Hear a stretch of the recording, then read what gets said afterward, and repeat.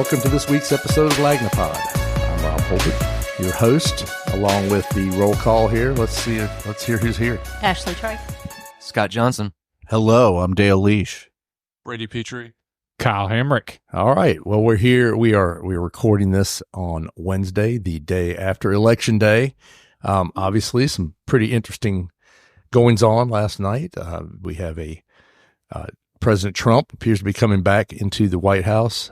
I ran across a weird little, or I just thought of this earlier, is that this is, so Grover Cleveland, Yes. the only other president who served non-consecutive terms. Indeed. He was the 22nd and 24th president.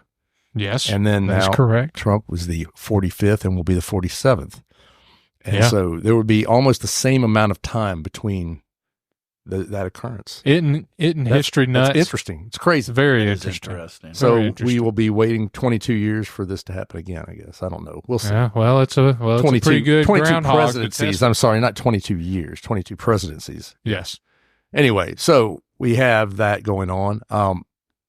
And one of the things that we saw across the country, I mean, I think it looked like turnout was a little lower across the country. It also looked like Kamala, like the Ugandan warrior, the wrestler. We were talking about wrestling a while ago, but the Kamala she did not perform as well as Biden did.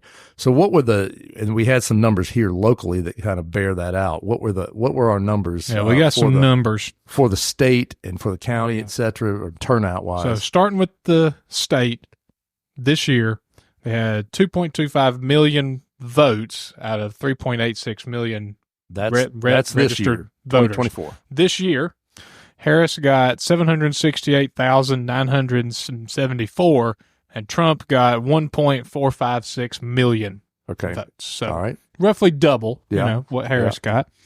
At the same time, in 2020, they had 62.8% voter turnout compared to 58.4% higher.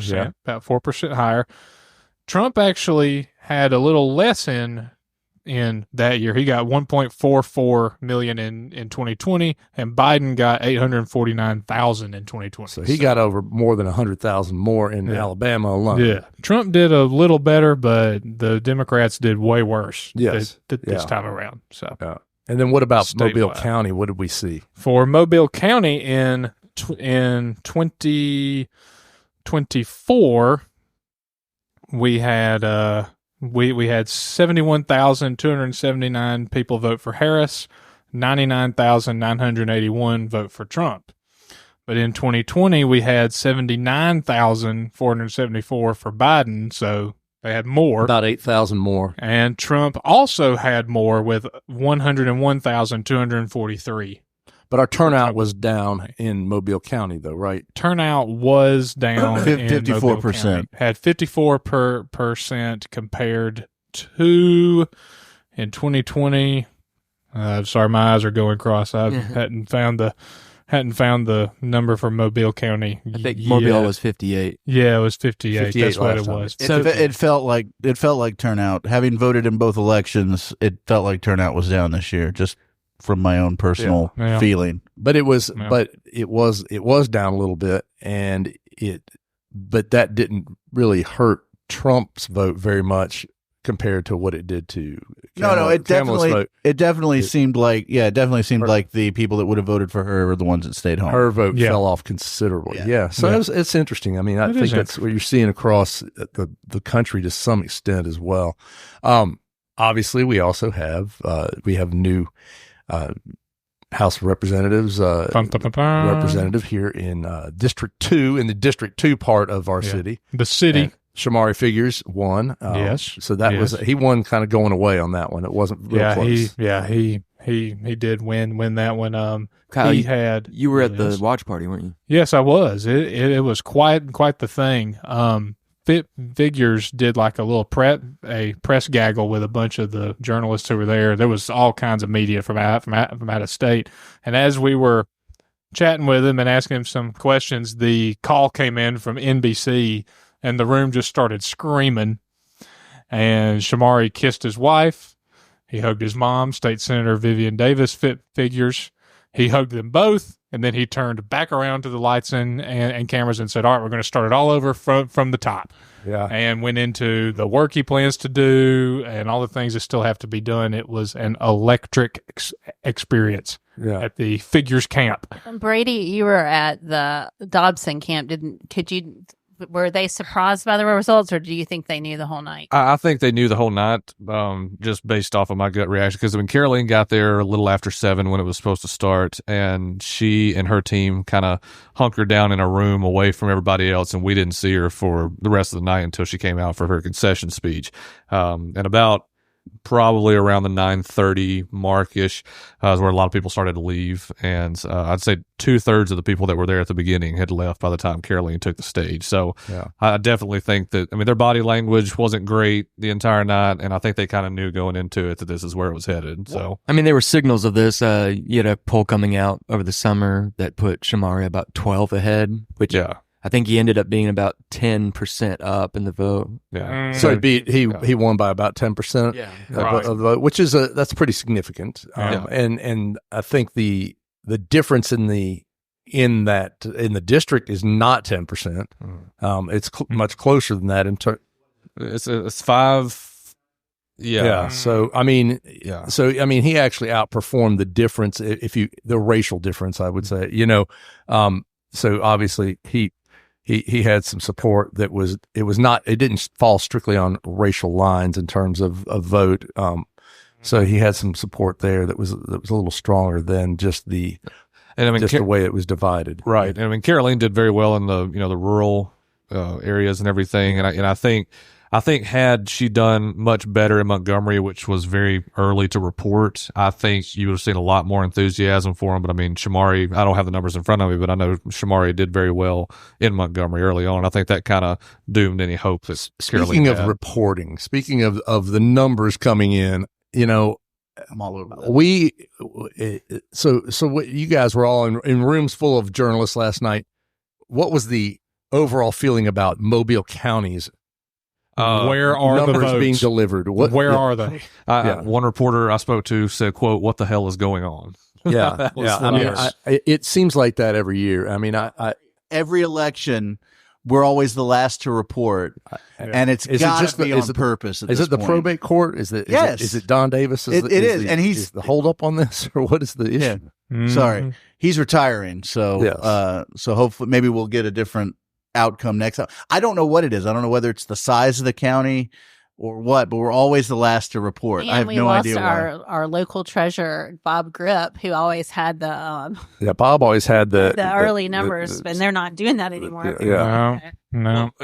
At the Republican watch party, which was held at Fort Whiting, they had the building reserved until 11, and so I think Caroline gave her concession speech at 10:35, somewhere around there. After 10:30, and there were some conversations about what are we going to do if this thing lasts till 11? What are we going to do? They're going to kick us out. So it took way too long for these results to come in. Yeah, that's a real problem. I hope that Mark Irwin, who is now the judge elect, I hope that Mark will listen to this podcast, number one, and address this issue, because it has been an issue for some time, and certainly something that we need to do a better job in this county of getting the numbers out at a reasonable time. Every election I've covered for this paper, it's been slow as molasses. Every single one. We're waiting for you guys to write stories and reading stories. It's like, when are these numbers coming in? I kept asking. I was like, how do we not have any numbers for the congressional race? Right. I asked 3 times. I'm like, we have to have numbers. It's nuts. Yeah. It is nuts. I don't. Are they waiting to gather them all before they're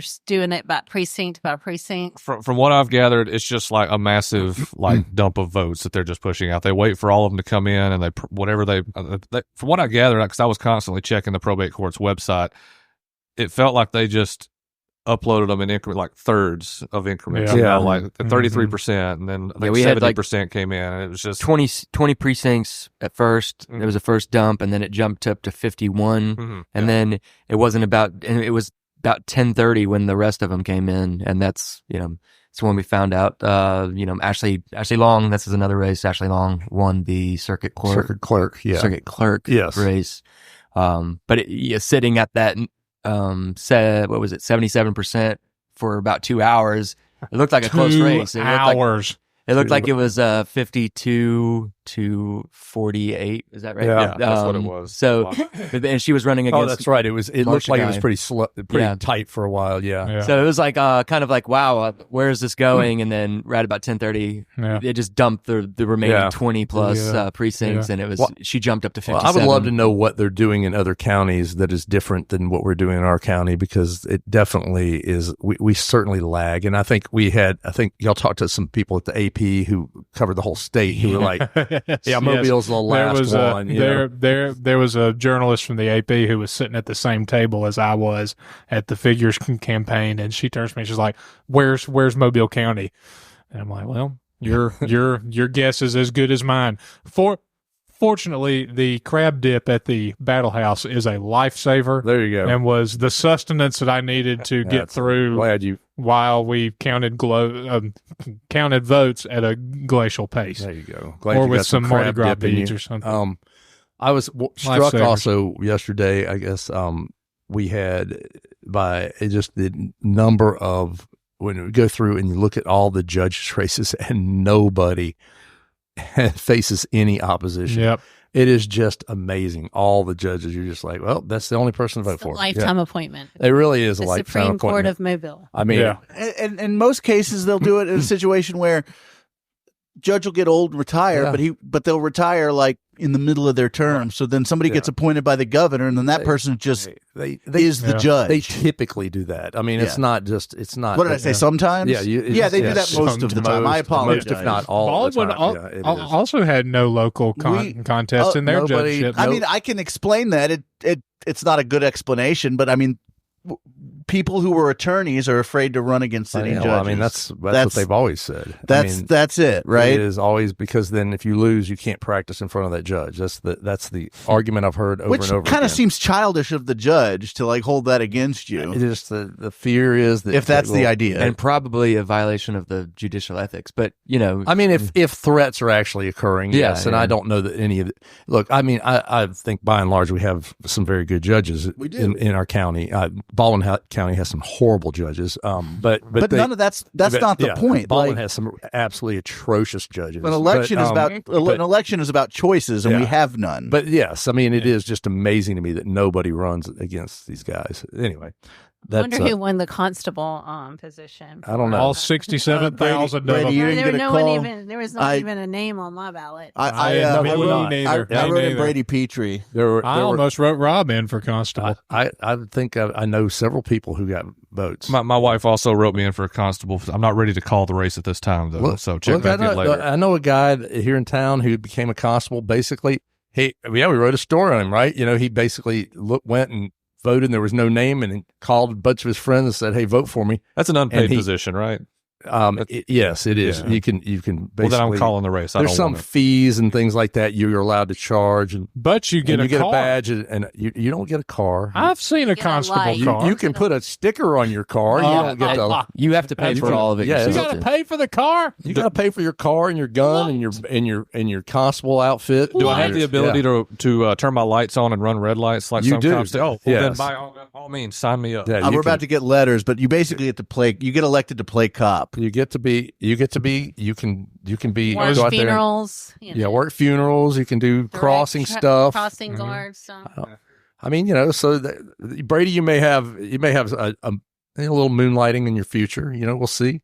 I don't think it's a full-time job. It's something you could do on the weekends. It's just too much responsibility for no pay. Well, I mean, you got to make the pay. The power of the crossing guard whistle is something They're paying them to be out there and do that. I mean, they love, puffing on that whistle. They fear. Well, this is a whole different story. I don't know what. Now we're definitely going to get some calls from the constables. That terminology was unfortunate. Let's just say. Anyway, so it was aggressive whistling. It was a once again very interesting election. I think it was I obviously we'll talk about it in the next segment, maybe a little bit about just from the national standpoint, from the media standpoint, what we all saw and what happened at the end of the day. We're going to take a little break and we'll be right back.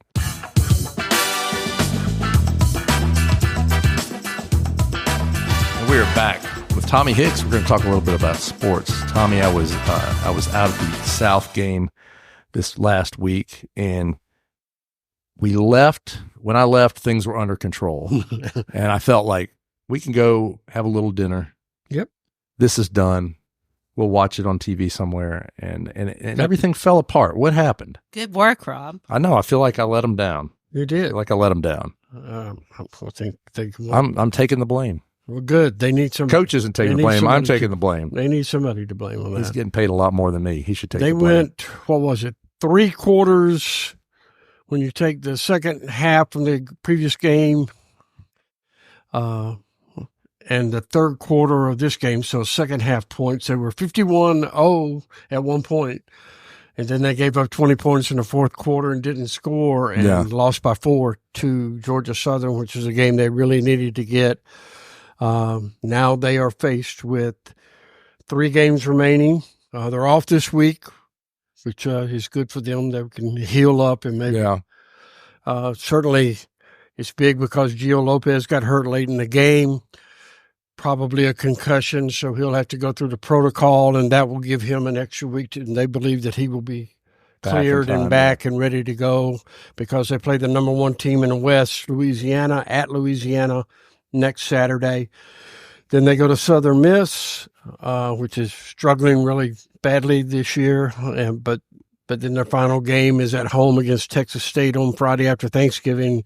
Texas State was a team that a lot of people picked to win the whole thing in preseason, so they have to win 2 of the 3 if they want to go bowling. Okay. So they got some tough games ahead. Yeah, that's their situation right now. So yeah, so they got to beat one of, assuming they beat Southern Miss, which I don't know, it could be an assumption at this point. And they do show up for the big games, so they've got to win one of the 2 against 2 really good teams. Yep. So if they want to go bowling, they absolutely have to do that. So back to a lot to play for still. We'll see how it goes. And so what's going on? We've got high school playoffs are starting, right?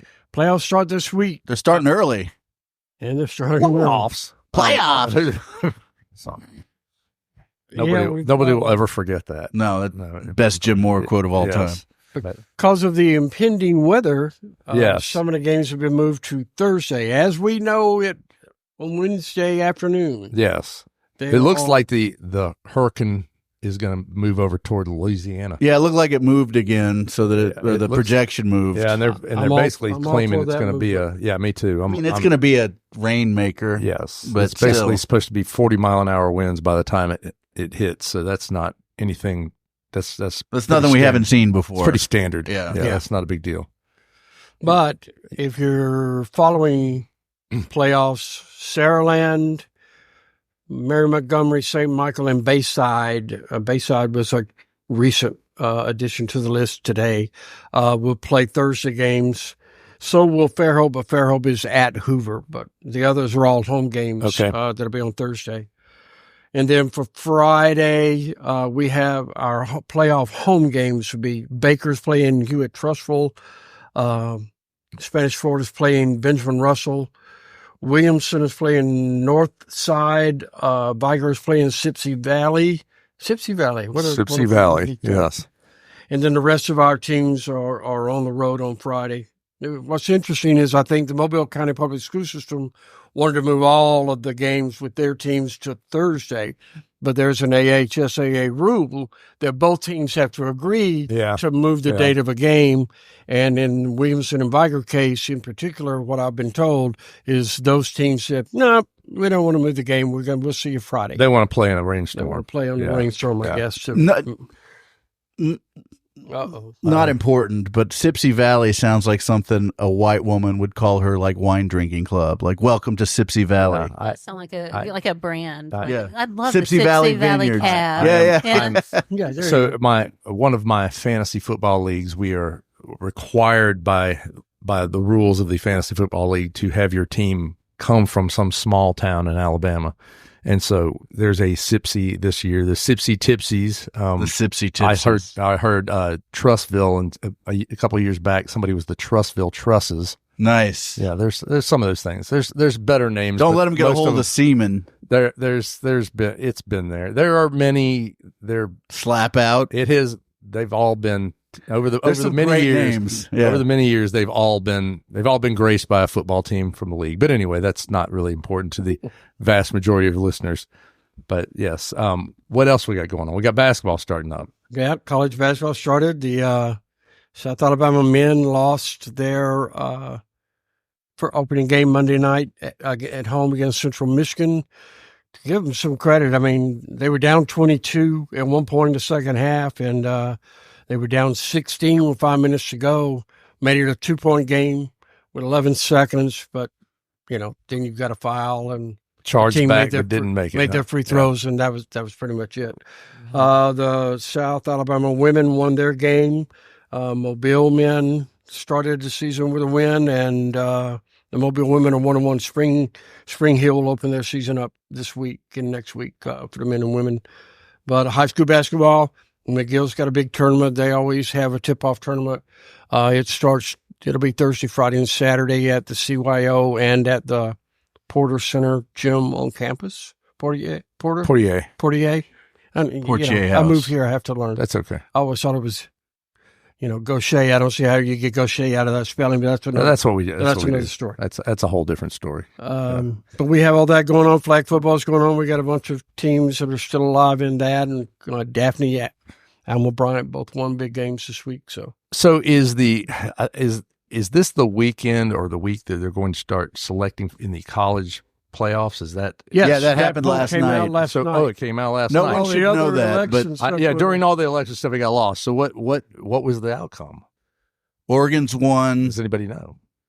Oregon's won, and then Ohio State is 5. I can't remember what the Ohio State dropped to 5 because the Power 4 leagues, all of their champions will fill 1, 2. So they assumed, they had Oregon winning ranking. Gotcha. So that Is this just a projection or a done deal? No, this is a projection. This is the actual playoff committee that says these are our 12 so right far. now. This is, and it changes every week. If everyone were to win out, I think that's how they feel like this would go. So this is still sort of a fluid thing. Like Alabama's number 11. Alabama's in right now. But they're just basically saying, as of this point, if they lose guys are in. If they lose at LSU, those teams will flip-flop. Gotcha. Okay. That sort of thing, yeah. Okay. All right. Well, that's fascinating. I mean, it's the first year for it, so I have no idea how it works. I mean, right now, probably the most interesting matchup was that Alabama would have to play Texas at Texas in the first round. Okay. Based on the way the rankings are right now. And just like everyone predicted, 2 teams from Indiana are currently in. Yeah, just like everyone predicted. Everybody said that. 2 teams from the state of Indiana. Juggernaut. Yes. Yeah. Well, that's fascinating stuff. It'll be fun to watch that. I think that over time is going to become a lot of fun for people to see this tournament develop. Yeah, and it'll change week to week. Yeah. I mean, they'll come back up according to what happens this weekend. Those rankings will move around. So it'll be fun. I did see, just to add one quick thing where the kid from Baker, Phenom. Yes. Phelan the Phenom. Yeah. Phelan. That he had a really good game at Alabama. He's the real deal. He's the truth, as the millennials. He wasn't the think truth the kids when say. he originally committed to Auburn, according to That Dale. was not the truth. But he has become the truth truth now. Yes. It's just like real estate. Location. Sometimes the truth takes a little longer to come out. It does. He's gonna be. Sometimes the truth will set you free. He's gonna be There's a lot of things. He's gonna be very good, as is Alabama's the truth now. basketball team, and I'm gonna put all my self-worth into basketball season, so that should go well. Well, it sounds good. We'll thank you, Tommy. We're going to take a quick break, folks. We'll come back and talk a little about some other things. We'll be back. Bye.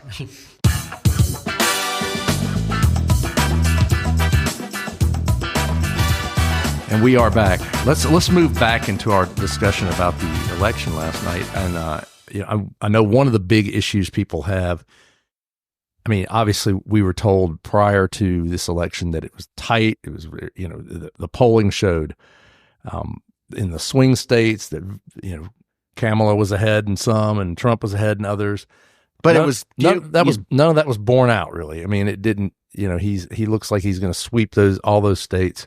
And do you blame the media? Do you blame the pollsters? Do you blame? I mean, the information seems bad a lot of the time. I think it's hard to do polls in modern times. Who's answering their phones? I mean, do you ever answer a phone call or, I don't participate in polls because I am a member of the media. That's the only. If I wasn't, I probably would. No. Yeah, but I mean, I think so. I don't really have an issue with that. I have more of an issue with just dishonest coverage, and that. When you say dishonest coverage, what's dishonest coverage?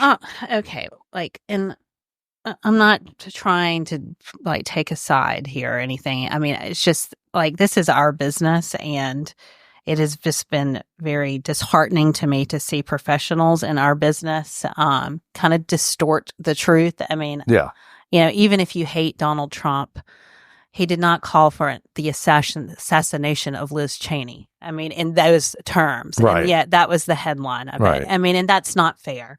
I mean, I just, there. The headlines were pretty blaring going into the final days. Because I listened to that and I was like, oh my gosh, and then, I mean, it wasn't great what he said. Don't get me wrong. I'm not trying to defend that, but it was not. He's calling for a firing squad for her or whatever. And I think that just turns a lot of people off. They have ears. They heard the context of it, and I think there needs to be a reset on, I mean, I think he just drove people insane and then made them do their own jobs poorly. It's just. Well, yeah, and I mean, I think that's been the case for a long time at this point with a lot of it. I mean, to me, don't let him ruin you. Right. So, I mean, I would love to see the national media stop constantly saying, Trump claimed this, which of course is not true, or which of course is a lie, which of course doesn't. I mean. That's not what we were always taught in journalism. It was sort of like show, don't tell. You're not it. If you've got somebody who says, Trump says they're eating cats and dogs, the mayor says that's a lie. That's one thing. That's journalism. Well, I mean, I think it's for the better reporter, to let people see it for themselves. Right. When you start injecting yourself into right. it, you're stepping all over the story, and then it becomes more about that. I mean, maybe we're just old, though. I mean, these youngsters don't seem to have. But I mean, I think when you say, okay, Trump says they're eating cats and dogs, which of course is unfounded. As the writer, as the reporter, you've made a judgment call on what that is versus going and finding somebody who will tell you what it is. The next line should have been, we've contacted multiple sources in Spring Hill, and no one can find that this is true. Right. Instead of saying, the reporter, says it's not true. Right. I think that's been something that really grates on my nerves a lot, and it needs to stop. One of the popular ones is he claims without evidence. Claims without evidence. I mean, yes, it might be bad evidence, but he'll if they actually corner these people and be like, why do you think this? They'll give you reasons. There's not no evidence. It's just maybe bad evidence. So in the past we would write something along the lines of, so and so claimed this. The next sentence would be, something along the lines of there have been no documents that show that happened, or documents show the opposite happened, or whatever it is, some sort of proof that would say that this didn't occur, or that casts doubt on it if it is something that is in doubt. That's, I mean, I think again, it's gotten to the point where facts don't seem to matter and I'm not saying they're always wrong. I mean, to me, yes, the whole concept of the 2020 election being stolen, I don't see any evidence that occurred. But to continuously, every time it's brought up, say that it's unfounded, that it's a lie, that kind of stuff, I think it really reflects poorly on the journalists, and it does get into opinion making, I think. Well, I mean, I just think the way the modern media has, devolved into all these Taking silos. sides. Silos. Yep. I mean, I don't want that. I just want you to tell me what someone said, and I don't want your opinion on it. I just want the news. It's just, I mean, when you live in a bubble like that, I mean, people are stunned. If you're only watching MSNBC, you were absolutely stunned by the election results last night. I mean, because you've been in a bubble. I mean, we need to all get out of our bubbles, but I think they shouldn't even exist. I don't think. And yet they're becoming more popular. So while we're here saying, and I agree with you, we need to get out of our bubbles. Well, we're saying that the business of media is telling us, and I assume they're doing it because of business decisions. The business of media is telling us, no, we're going to be more siloed because that's what people wanted. So what I think what is it? I think this is what it is I think, when you're doing objective reporting, you have you run a real risk of both sides getting mad at you for various things all the time. Yes. People are mad on this side, they're mad on that side. They think, we get called liberal, we get called conservative all the time. When you're in that silo, you've got your whole team of people, and they're supporting you. Praises, they're reporting, I love Fox, I love MSNBC, I love that what they're doing. But if you watch CNN, and I don't ever watch MSNBC, but because it's so far left. But I mean, if you watch CNN, and then you watched Fox, it seemed like there were two entirely different elections going on. Yeah, I mean, it's crazy. We should. I mean, that is just. I think there is an appetite, though. I mean, I'm hopeful. Maybe I'm crazy, but I think there is an appetite for media to stop all of that nonsense and get back to a more objective, coverage of it. I mean, I kind of feel like once Trump is gone, everybody can just. And I know we got 4 more years now, but in 4 more years, maybe it will change. But maybe that's... I don't know. That's the question. Maybe the genie is out of the bottle. That's the question I have is really, do people want objective media anymore? They claim they want objective media. I mean, I do. I want to hear everyone. I want to hear both sides. You're in the media. You're in media. I want to hear. The facts don't bear that out right now. You got too many companies coming here that are partisan and doing whatever they want. They come in. I mean, you look at these. There's an example right here in the state. Yes, you look at these startup partisan publications online, and they are completely one-sided. And in a matter of a year or two, everybody's like, "Well, did you read this? Did you read that? Did you read this?" Yeah, that's infuriating to me. I mean, it's like people that don't do any of the work. I mean, they make so many mistakes, and they have so many things on that are so partisan that they're doing, but people are gobbling it up. And they'll throw up a one source story on their website or whatever, and then we who usually like to have multiple sources for every story are playing catch up because we can't compete if you're just gonna listen to one guy who agrees with you. Well, it's not a matter of even competing. It's not you spend all your time trying to swat down bad information. It's exhausting. It is exhausting. But I mean, but I don't. That's the question I have. Is it really? If people think? I think a lot of times people say the media is unfair. But then they run and they look for something that just is an echo chamber of what they believe and say, well, that's fair. The other stuff's unfair. And it's, if your newspaper doesn't piss you off occasionally, it's not a very good newspaper. Right. I mean, exactly. I mean, I just find thoughtful conversation and hearing someone else's perspective way interesting than just someone, telling me what I want to hear. But maybe I am in the minority. It's not the easiest thing in the world, but you just got to take your personal biases out of whatever you're writing and let the facts be what they are. And not enough people are doing that. And they don't do that when they read it either. I don't think it's that hard to do. It's funny when you see. I mean, I don't either. But if you watch last night, I just don't think this country we're going to be the completely divided country unless we get out of that. I mean, forever. I mean, it's never going to stop. So it's hard. It's funny watching the news coverage last night when it was very clear that things were turning bad for Harris. Everybody started acting more like journalists all of a sudden. It's like the all of a sudden it's a lot more. There's not.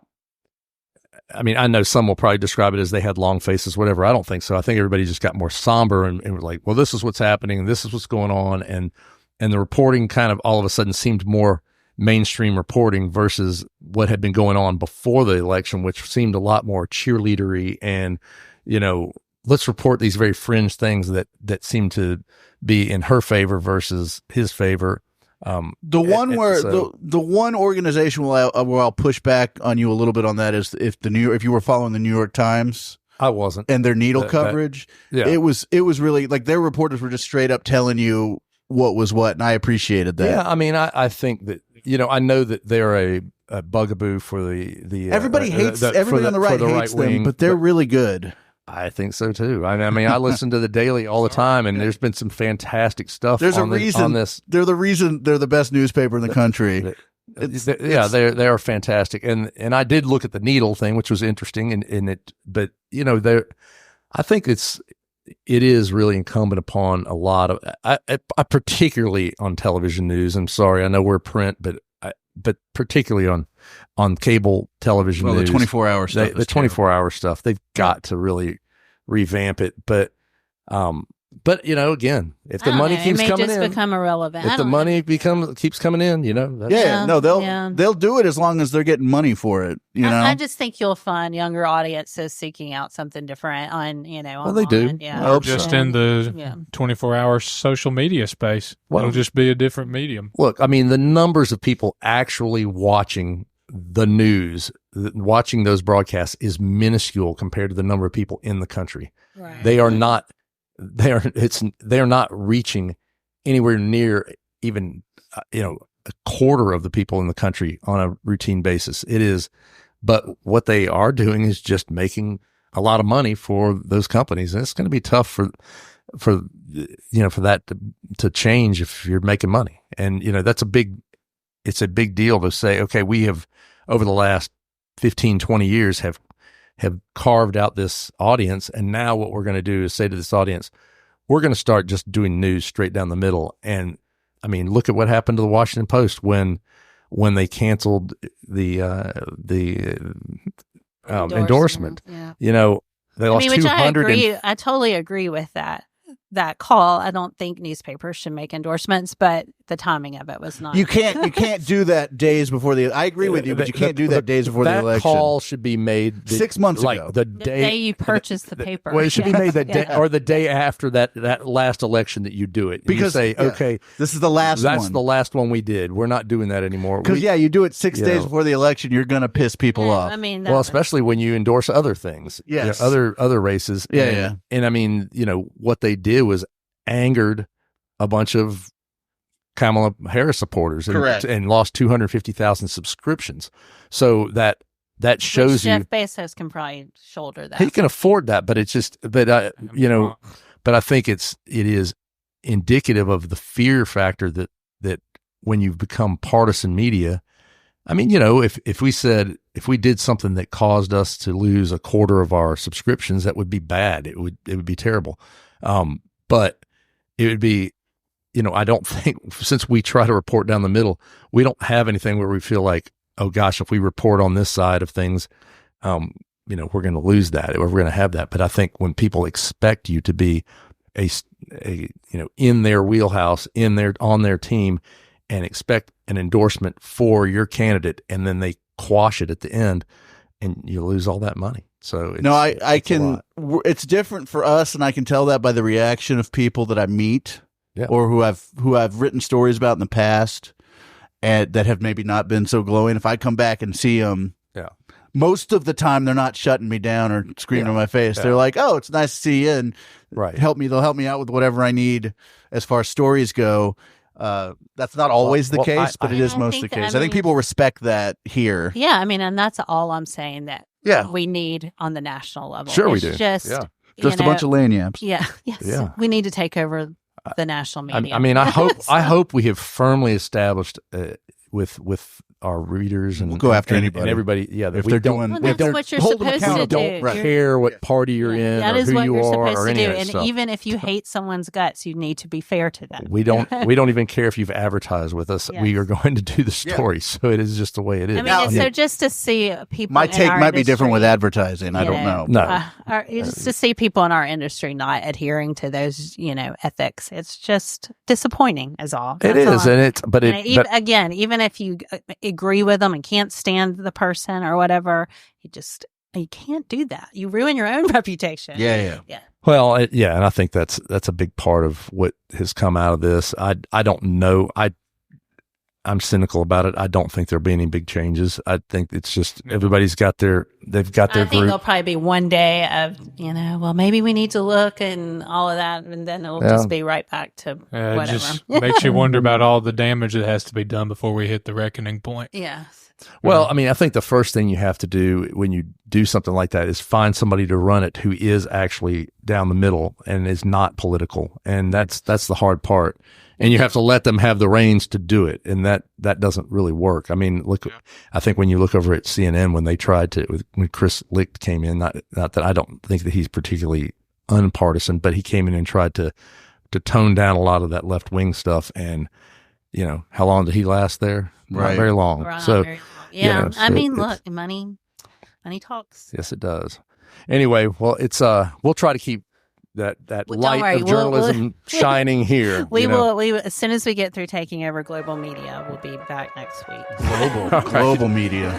I'm tired, man. That sounds like a lot of work. It's a lot of work. We're not going to do that this week. All right, guys. Thanks for listening to us. We'll be back next Thursday with the next episode of Lagnapod. Love you. Bye. The Lagnapod is a Something Extra publishing production. Executive producers are Rob Holbert and Ashley Trice. Music is by Some Pulse Sounds and Electro Animals. Only subscribers like you have access to this podcast. Tell your friends they can sign up at my.lanyapmobile.com. For advertising opportunities, please call 251-450-4466.